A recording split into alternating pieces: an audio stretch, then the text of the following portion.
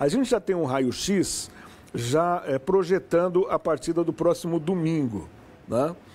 Então, veja lá, do lado esquerdo, campanha do Corinthians na Copa do Brasil. Em 9 jogos são 5 vitórias, 2 empates, 2 derrotas.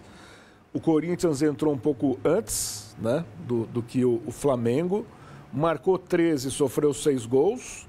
Últimos jogos, aí é no geral, tá? Envolvendo todos os campeonatos sul-americana, campeonato brasileiro, enfim.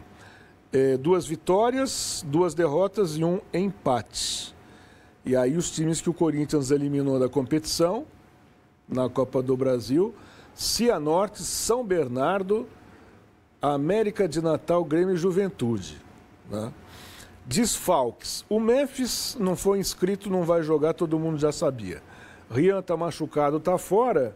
E Alex Santana é uma dúvida, né? Como diria Roberto Avalone, interrogação. Mas não, se for relacionado, não começa como titular, né? Não, mas venha bem, né? E? O Flamengo, semifinal da Copa do Brasil, 7 jogos, 6 vitórias e 1 derrota. Marcou 7, sofreu 1 gol. Isso na época do Tite, né? Últimos jogos, 3 vitórias, 1 empate, 1 derrota. Isso no geral.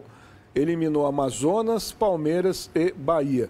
Ou seja, o Flamengo jogou menos do que o Corinthians. Porque já entrou na fase anterior às oitavas de final, né?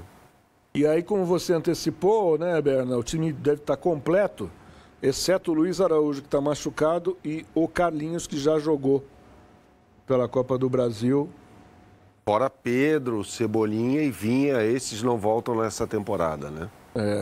O que a gente pode esperar para domingo, Berna?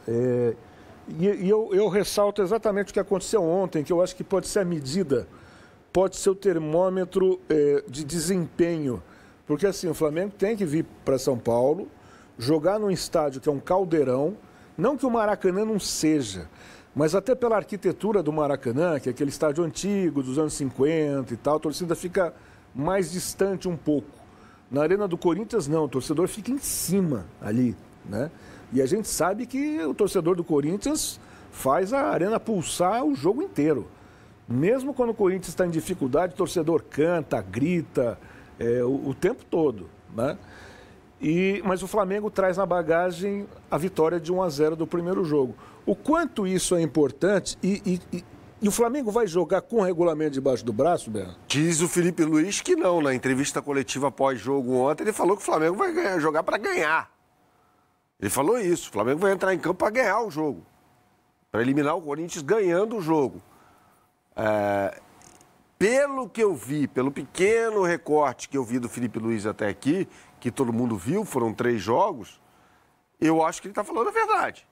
A gente pode discutir se é a estratégia correta ou não, mas ele está falando a verdade.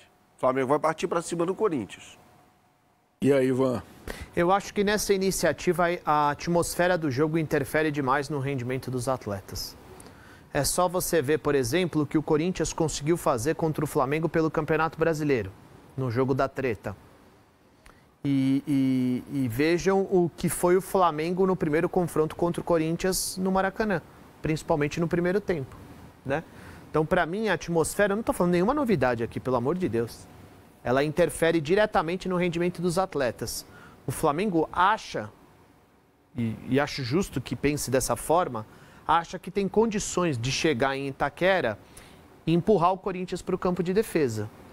Eu acho que a atmosfera vai jogar a favor do Corinthians nesse sentido, de evitar que o Flamengo tome conta do jogo.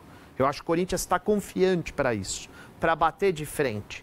O Corinthians vai precisar sair para o jogo, porque ele já começa perdendo. O Flamengo está mais confortável. Se o Flamengo empatar o jogo, ele está na final do campeonato. O Flamengo vai encontrar aqui um clima diferente. Uma coisa é a rivalidade, é um momento histórico, uma semifinal de Copa do Brasil, mas eu acho que a rivalidade foi acentuada nas últimas semanas por conta do que aconteceu, por conta da mudança de data. Eu acho que o clima não vai ser um clima amistoso, vai ser um clima hostil.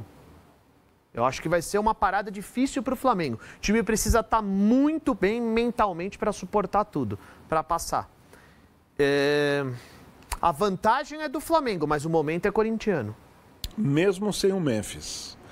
Eu não... O Memphis não vai jogar? Será que ele vai fazer que nem o Maradona fazia lá em La Bombonera, se pendurar na janela de um camarote e ficar... É óbvio que a gente espera bastante do Memphis. Mas uma coisa é você perder o Memphis, outra coisa é você perder o Garro. Se o Corinthians fosse para essa decisão sem o muito Garro... mais importante exatamente. Aí nós estamos falando do muito pilar mais. do time, da referência do time. Agora, o Flamengo no ataque tem um jogador, camisa 99, porque ele perdeu a 10 e perdeu a 9, que não está jogando absolutamente nada. Ontem, Mais uma vez, ontem, ele teve mais impedimentos do que finalizações no jogo de O ontem. que aconteceu com o Gabigol, hein? A gente... Essa conversa aqui, ela vai... Eu vou perder vem, esse debate pro Bernie. vem e volta. Ele desaprendeu a finalizar. Entendeu, cara? De repente é o ocaso da carreira mais cedo. Pode ser. Pode ser. Aconteceu com o Luan, com o Alexandre Pato. São jogadores que, em determinado momento, jogadores que brilharam, em determinado momento... O Gabriel Barbosa, ele ganhou a alcunha de Gabigol porque ele era letal. Como o Cano também, né? Seria uma análise parecida até. Pô, será que o Cano desaprendeu a fazer gol? Algo meio parecido, né? Que os dois vivem. Eu defendi em vários debates aqui com o Bernardo, eu defendi o Gabriel. E pode ser que eu realmente perca esse debate, porque não vai, né? Mesmo assim, tem que insistir com ele.